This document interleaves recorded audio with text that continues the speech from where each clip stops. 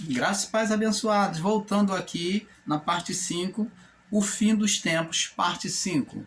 Então, abençoados, como estava falando, o final dos tempos, aonde os nossos irmãos ensinadores aí no sistema religioso, no meio evangélico, ensinam que o mundo vai acabar.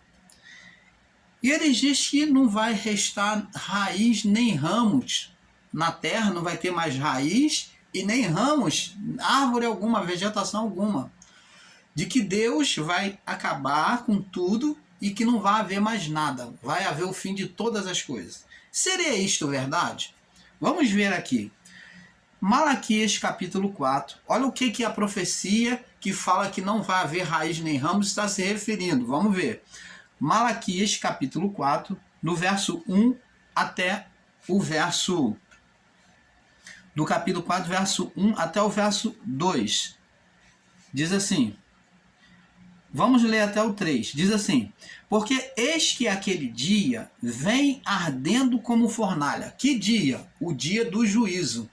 Aqui, Malaquias, está sendo dada a palavra Malaquias sobre o dia do juízo. O juízo final, ou no fim dos tempos. Porque eis que aquele dia vem ardendo como fornalha. Ó, todos os soberbos, todos os que cometem impiedade, então juízo para a alma, serão como palha, Então agora esses soberbos, esses ímpios estão sendo comparados a uma vegetação, a uma parte da vegetação que não presta para nada, serão como palha. Olha a comparação. João Batista também não disse? Eis que eu vos batizo com água, mas virá um após mim, que ele vos batizará com o Espírito Santo e com fogo. Porque ele tem a pá na sua mão e queimará a palha, né, no fogo, né? E queimará a palha. Palha significa obras de carnalidade, obras de impiedade, maldade da alma do homem. Isso é palha. Então ele é colocado como palha. Diz aqui, ó, e todos os soberbos e todos que cometem impiedade serão como palha, e o dia que está para vir os abrasará. Que dia? Juízo. Diz o Senhor dos Exércitos, de sorte que não deixará nem raiz e nem ramo, nem raiz e nem ramo. Fala de todos os sentimentos malignos, dizendo que por menor que fosse, que é a raiz, da onde nasceu no coração, na alma, vai ser queimado toda a impureza. Não deixará nem raiz e nem ramo. Isso aqui não está se referindo à queima do globo terrestre. Não está se referindo ao cosmo ou à vegetação na criação. Nada disso. Não está falando a extinção da humanidade. Não está falando. Mas está se referindo às maldades da alma humana, que Deus iria queimar toda a maldade. E para vós, verso 2, e para vós que o temeis o seu nome, nascerá o sol da justiça, que é o Cristo, né? E a cura trará nas suas asas, nos seus braços. Então está se referindo a Jesus, que é o sol da justiça, que haveria de nascer. Saireis e saltareis como bezerro da estrebaria. E pisareis os ímpios, porque se farão cinza debaixo da planta dos vossos pés, naquele dia que estou preparando, diz o Senhor dos Exércitos. Você está vendo aí, abençoado? Agora, os nossos irmãos que pregam uma tribulação, né, na vinda de Jesus, que vai queimar tudo, acabar com a humanidade, que vai acabar com o globo terrestre, que vai refazer toda a terra de forma física, eles estão totalmente errôneos. Eles também pegam essa palavra de Paulo e, com o entendimento errado, visam reforçar a vinda de Jesus e o acontecimento da vinda. Eles pegam o acontecimento da vinda e visam, com este verso que eu estou passando para vocês, vem anunciar a vinda de Jesus, a volta de Jesus de forma visível, e diz que a igreja sofrerá um arrebatamento, ou uma translação, né? Vai ser trasladada, ela vai ser trasladada, né, de um lado para o outro. Eles dizem que vai ser de forma visível, ou que vai ser de forma física, nesse corpo físico, a igreja seria levantada aos céus. E é isto que é verdade? Vamos ler lá vamos ver se nós procuramos entender a palavra de Paulo. Eles pegam isso aqui e fazem uma má interpretação de 1 Coríntios capítulo 15, no verso 51 ao 57. Essa é a maior base para eles dizer sobre o arrebatamento da igreja de uma forma secreta, onde ele diz que a igreja vai ser arrebatada de forma secreta, né? Que o povo evangélico vai ser arrebatado de forma secreta, aqueles que creem em Jesus, que vivem, né, a vontade de Jesus, que seriam arrebatadas de forma secreta, invisível. Engraçado que para falar da vinda de Jesus, eles esperam Jesus de forma visível, mas para a igreja que eles dizem que a igreja vai ser arrebatada de forma secreta, invisível. Ora, vamos ver se isso é verdade? Então, 1 Coríntios 15, vamos ler a Bíblia corretamente. Capítulo 15, 1 Coríntios 15, no verso 51 em diante. Dos 51 até o 57. Vamos ler. Paulo diz aqui: vamos prestar atenção na leitura, porque os nossos irmãos evangélicos e até os teólogos evangélicos estão interpretando a Bíblia de forma errada. E aqui está bem claro. Se você prestar atenção, você vai ver o grande gafe que eles cometem ao não ler a Bíblia corretamente. Diz aqui, ó, o que Paulo diz. Ó, vamos prestar atenção. 1 Coríntios 15, 51 a 57. Diz assim, 51. Eis que vos digo um mistério. Paulo diz, eis que eu vou falar um mistério para vocês. 2 pontos. Qual é o mistério, Paulo? Na verdade, nem todos dormiremos, mas todos seremos transformados. Observa o que Paulo está dizendo.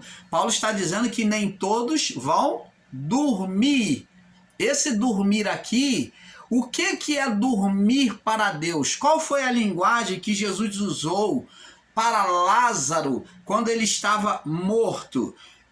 O que Jesus usou? Lázaro não está morto, mas Lázaro dorme. A linguagem dormir é linguagem espiritual dos céus. É a linguagem de Deus em relação ao homem. Então, por que Jesus usou a palavra dormir? Dormir é porque todos do período adeano não subiam para Deus, e logo eles, quando partiam deste corpo, eles estavam em um estado intermediário. O que é dormir? Não é estar em estado de intermediário, aonde nós sonhamos. Quando nós sonhamos, nós não estamos em estado intermediário, a nossa mente vê coisas e ouve coisas no sonho, e o nosso corpo está ali.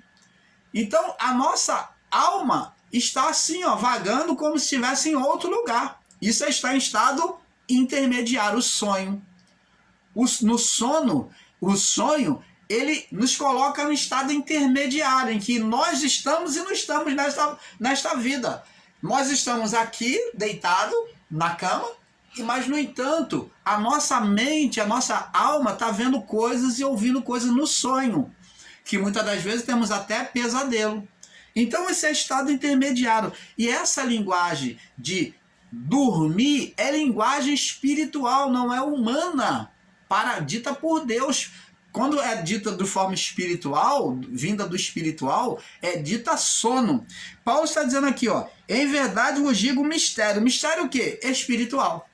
Paulo está falando agora, ele está falando em mistério, linguagem espiritual. Entenda isso.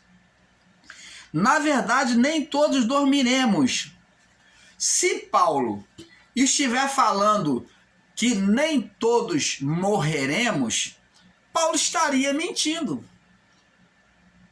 Paulo estaria mentindo. Porque ele vai dizer aqui, ó, nem todos nós vamos morrer. Então Paulo está afirmando que muitos viveriam desde aquela época dele até agora, 2023, esperando a volta de Jesus?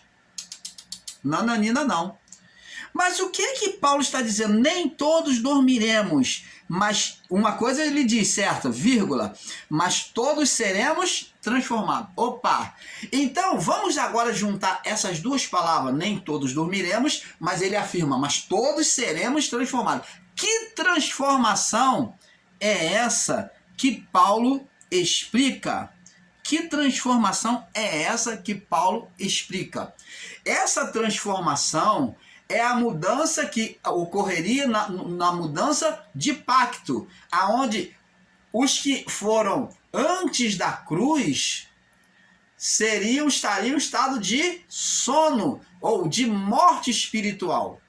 Esse morte espiritual, nem todos dormiremos, mas esse dormir é o estado de morte espiritual. Ou Paulo está dizendo, nem todos dormiremos, nem todos morreremos. Mas que morte que ele está falando? É morte física?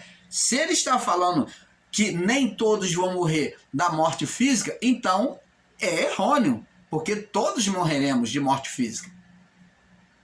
Então a palavra de Paulo, se é para ser tomada de forma literal, então Paulo está errado, porque todos morreremos. Mas esse dormir aqui está se referindo à passagem do período adeano de morte espiritual, de separação de Deus, aonde a alma não podia subir para Deus, ou ela estava no paraíso, ou ela estava no abismo, no Hades. Então, os dois estavam em estado intermediário, estavam de dormência. Paulo está então se referindo que nem todos passariam pela morte adeana. É isso que Paulo está falando, nem todos passaremos pela morte adeana. Opa, Paulo então entendeu o mistério. Por isso que ele disse, eis que vos digo um mistério, nem todos passaremos pela morte adeana. Você passou pela morte adeana, você, meu irmão, minha irmã que me assiste? Não.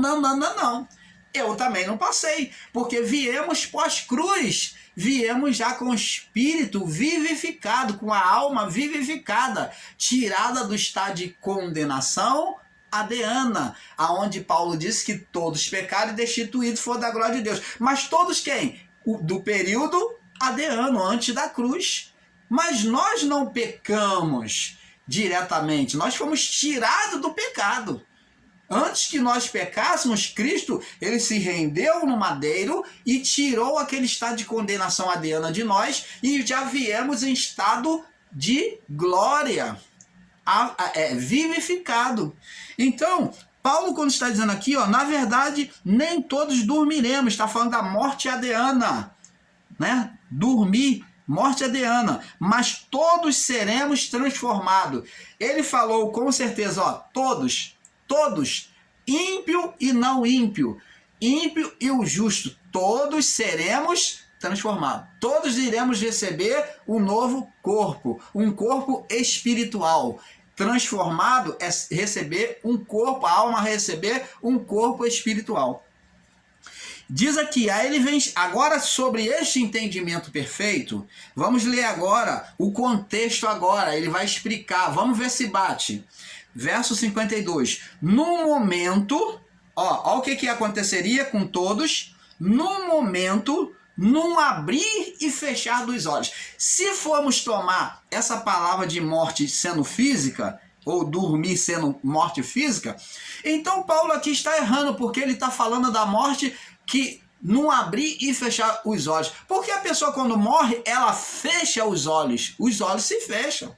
Ela não tem visão para esta vida. Mas Paulo aqui fala o contrário. Paulo deveria falar, não fechar e abrir dos olhos. Não fechar e abrir para Deus. Não, mas a palavra aqui está sendo dita de forma espiritual. Não abrir, por quê?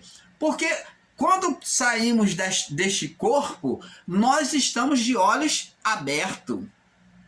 Aberto para Deus. Nós iremos receber vida. Então, para Deus, a linguagem é o contrário, é abrir. O espiritual vê você com os olhos abertos, porque você está agora vendo o que a sua natureza, a realidade, a sua realidade da sua natureza. Você voltou para a realidade, então você está com os olhos abertos. E para o mundo, olhado dos céus, você está, e quem está no corpo físico está com os olhos fechados. Lembra que Paulo falou nos que nós estamos considerados agora em Cristo como mortos para o pecado, para a carne? Então, nós somos como mortos para a carne, porque não praticamos as obras carnais. Vê que a linguagem de Paulo diz que em relação ao mundo nós estamos mortos. E para Deus, estamos vivos, olhos abertos, ó. No momento, ó, na partida da vida, no abrir e fechar dos olhos. Ah, fechar os olhos para quê? Para a vida física.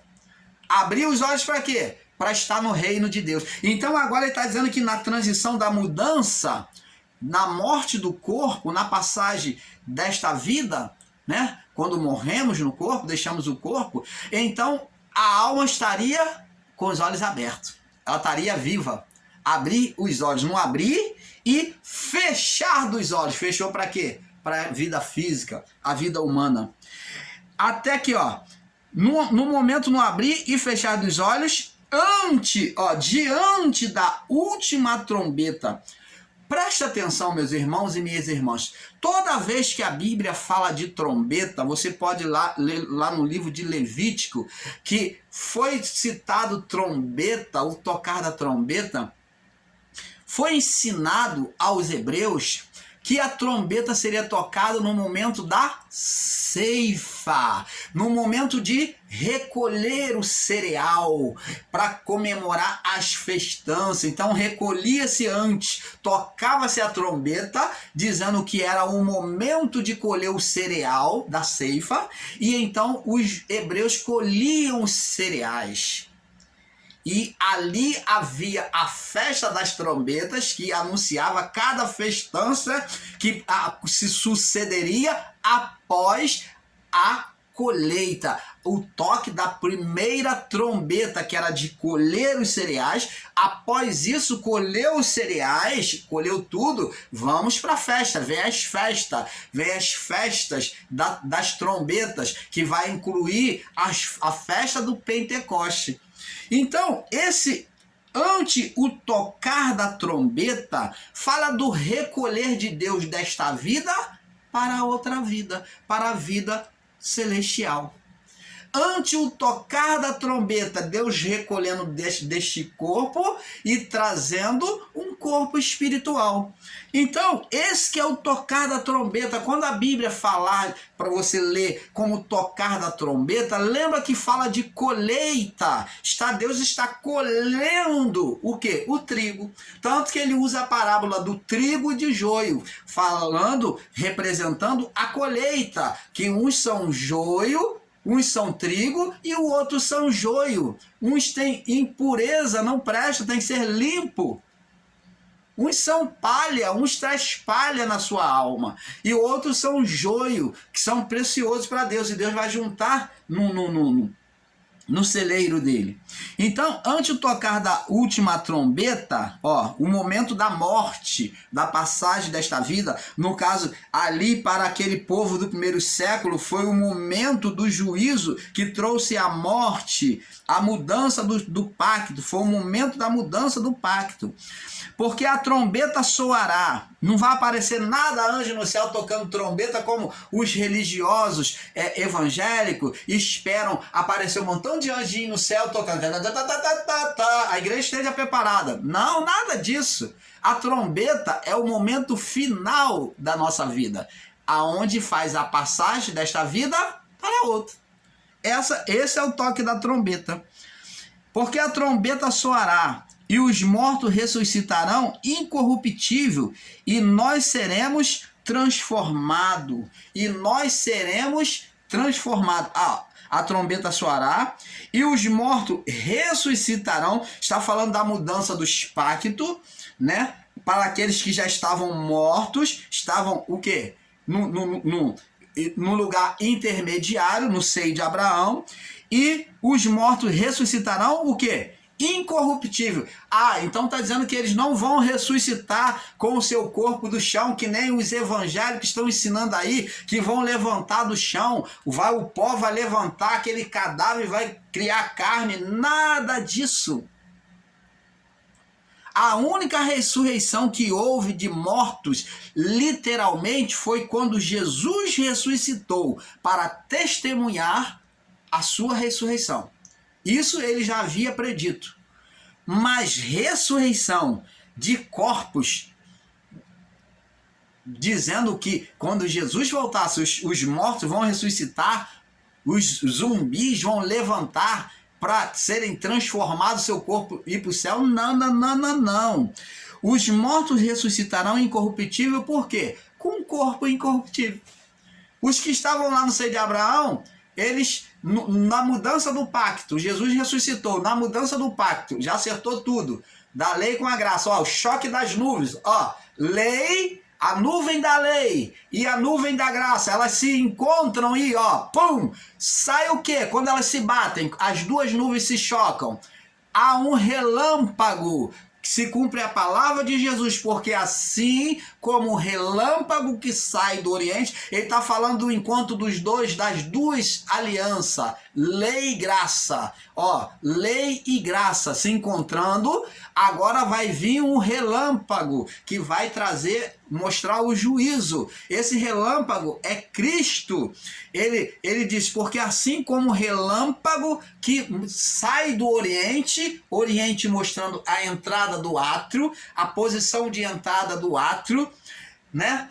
Do átrio lá no tabernáculo, e sai do Oriente e se mostra no Ocidente. Ele vai se mostrar, ele vai reluzir aonde? Dentro, no Santo dos Santos, que agora somos nós. Jesus foi bem claro em mostrar por essa palavra, quem é espiritual entende que ele já está dentro, ele já reluziu dentro de todo homem. A luz já está dentro, só nós olharmos para dentro de nós e reconhecermos e entendermos esse mistério, que ele está em cada um de nós. Lembra que Jesus disse? Porque tive fome e me deste de comer, não me deste de comer. Tive sede e não me deste de beber. Estava nu e não me vestiste. Estrangeiro e não me hospedaste. Estive na prisão e não me foste visitar. Estive no hospital e também não foste me ver. Aí os discípulos perguntam, quando é que te vimos nesse estado?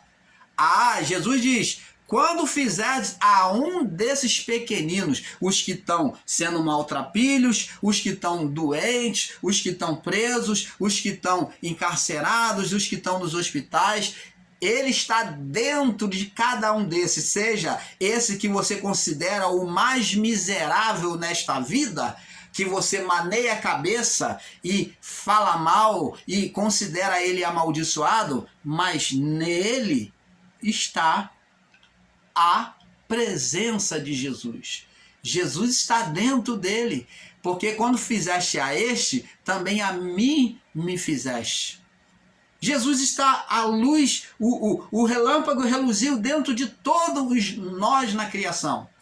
Não há como negar isso, de que ele já veio para dentro de nós. A habitação é dentro de cada um. Ainda que seja miserável, que está lá na calçada se arrastando, cheio de ferida, maltrapilho, mal cheiroso, com o pé preto, fedorento, mas Jesus está ali.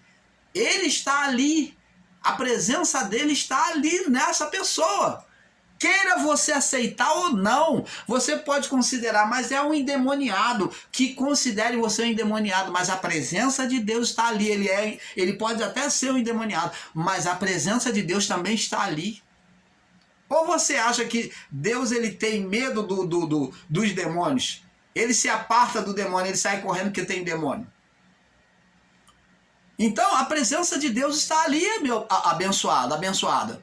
Então, é isso que temos que entender. Ele veio como relâmpago para dentro de nós, fazendo habitação no homem. Agora, cabe o homem buscar, reconhecer este Deus e buscar se acender por meio desta luz que está ali. Quem apaga essa luz, o brilho dessa luz, é o próprio homem, mas essa luz está ali. Conforme você se limpa, você se despoja das sujeiras, essa luz ela vai reluzindo dentro de você, dentro de mim. Então, abençoados, aqui ele diz: no momento, no abrir e fechar dos olhos ante a última trombeta, os mortos ressuscitarão incorruptível e seremos transformados. Então, o corpo de todos serão transformados. Receberemos um novo corpo para destino da alma. A alma receberá, já está destinada, ou vai direto para Deus, agora não existe mais intermediário, ou vai direto para Deus, ou vai para o fogo do eterno, para ser purificada, para um dia voltar para o Criador. Diz aqui: seremos transformados, verso 53, porque convém que isto, Paulo diz aqui, convém que isto que é corruptível, que é a vida do corpo, o corpo, convém que isso que é corruptível se revista da incorruptibilidade, e o que é mortal se revista da imortalidade. E quando o que é corruptível se revestir da incorruptibilidade, e o que é mortal se revestir da imortalidade, então cumprirá a palavra que está escrita: tragada foi a morte da sua vitória. Então, na transformação, quando Jesus ele cumpre a cruz e ele tira o estado de condenação adriana, agora a morte foi tragada. A morte foi tragada. Que morte que foi tragada? Se você for tomar essa palavra de forma literal, que Paulo está dizendo, então é para se entender que não há mais morte, que a morte foi tragada, ela foi engolida, então ela não existe mais morte, se você for olhar de forma literal. Mas que morte é essa que foi tragada? É a morte adriana, o estado de separação da comunhão com Deus. Então agora, mesmo neste corpo de pecado, nós, quando partimos desta vida, não tem mais impedimento para chegarmos ao Criador. Subimos direto para o Criador, se justo. E se ímpio, se estamos carregados de impiedade e sujeiras, seremos lançados diretamente no fogo do eterno, para que venhamos um dia, num tempo de Deus, voltar perfeito para Ele. Então, aí Paulo diz aqui, tragada foi a morte na sua vitória. Aí, verso 55. Onde está, ó morte, o teu aguilhão? Onde está, ó inferno, a tua vitória? Ora, o aguilhão da morte, a força da morte é o pecado, e a força do pecado é a lei. Então, tá vendo aí, abençoados? Paulo não está se referindo que seríamos transformados, como eles estão ensinando aí, que seríamos arrebatados num arrebatamento secreto, mas esse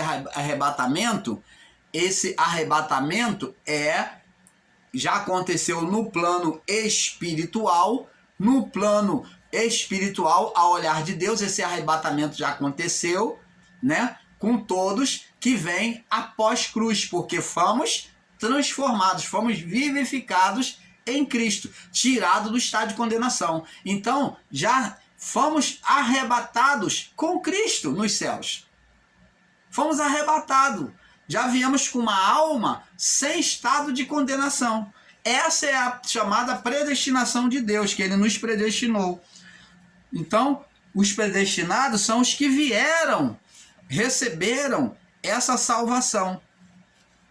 Vamos agora ler aqui também, explicar Tessalonicenses, que é outro entendimento errado.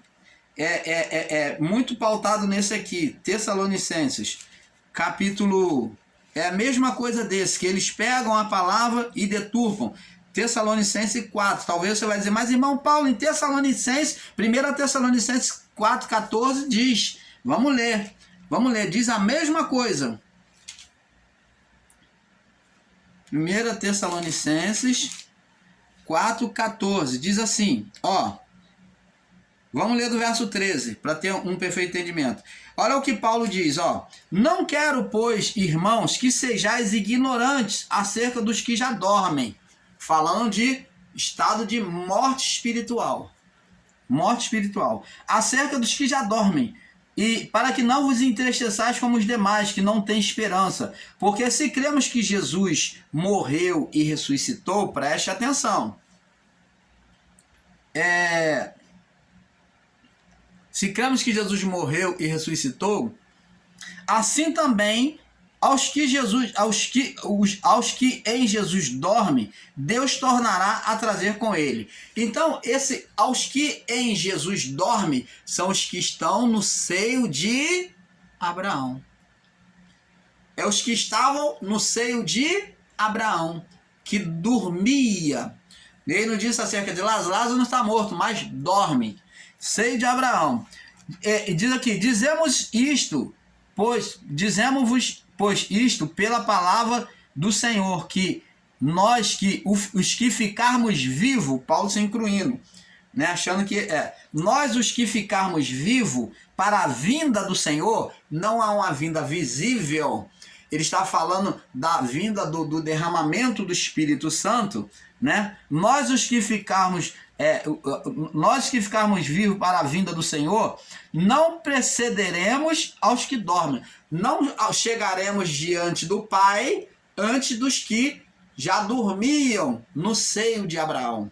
Você está vendo como é que as pessoas fazem o entendimento errado e diz que está falando da ressurreição dos mortos de forma literal? Porque o mesmo Senhor descerá do céu com alarido, descerá do céu com alarido, com toque, está falando com alarido, com voz de arcanjo e com a trombeta de Deus. Você está vendo que vai haver uma colheita.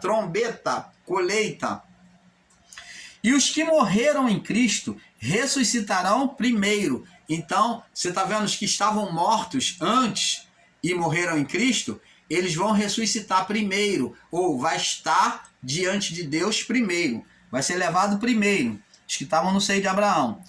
Jesus não falou com o ladrão da cruz? Em verdade te digo hoje, estarás comigo no paraíso. E ele não morreu em Cristo, o ladrão da cruz morreu. Então estaria no paraíso. Então, após a ressurreição de Jesus, esse ladrão já estava no paraíso. E muitas outras almas, muitos outros cristãos morreram sacrificados, queimados, decapitados. Esses daqui, a palavra que Paulo está dizendo que ressuscitaria primeiro, estaria com ele primeiro. Esses ressuscitarão, os que morreram em Cristo ressuscitarão primeiro. Depois nós, os que ficarmos vivos, seremos arrebatados juntamente com ele nas nuvens. Esse arrebatamento não é secreto, não é um arrebatamento de corpos levantando, nem é secreto. Esse arrebatamento é mudança dos pactos, tirado do estado de condenação adeano. Observa bem, depois que ficarmos vivos, seremos arrebatados juntamente com ele nas nuvens. Fala do juízo, para o juízo, e a encontrar com o Senhor nos ares, e assim estaremos para sempre com o Senhor. Opa! Então tá vendo aqui que eles vão estar agora para sempre com o Senhor. Vai agora sendo levado pela morte do corpo, agora eles teriam um encontro com o Senhor nos ares. É justamente isso que acontece. Quando morremos, o nosso corpo, deixamos o nosso corpo, a alma, ela sobe para Deus. Ela sobe. E lá nos ares, nos céus, é que temos um encontro com Deus. Ela é destinada aos céus. Temos um encontro. Então, isso acontece? Acontece. Você está vendo? Então, abençoados, vamos passar para a próxima parte, para a parte 6, que é um pouco aqui e um pouco ali. A hora está avançada. Paz.